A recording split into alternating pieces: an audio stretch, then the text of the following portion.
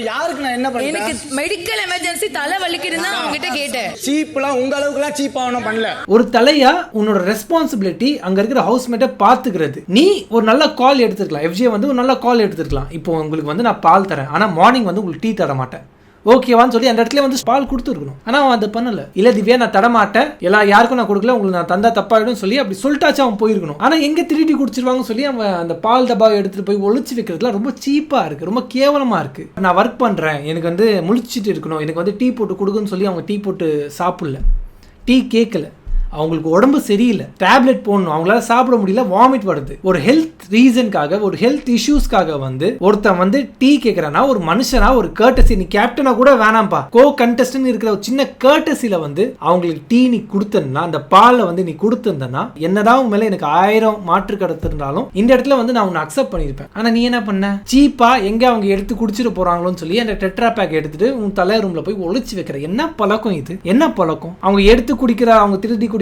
அளவுக்கு அவங்க என்ன மோசமா இருக்காங்களா? ஒரு பால் அறிவு இருக்கிறவன், ஒருத்தங்க உடம்பு சரியில்லாம இருக்கும்போது, சாப்பிடாம இருக்கும்போது அறிவு இருக்கிறவன் பால் எடுத்துட்டு போய் ஒழிச்சு வைக்க மாட்டான். ஒரு மனுஷனா இருந்தா இது பண்ண மாட்டான். ஆனா எஃப்ஜே அது பண்ணான்.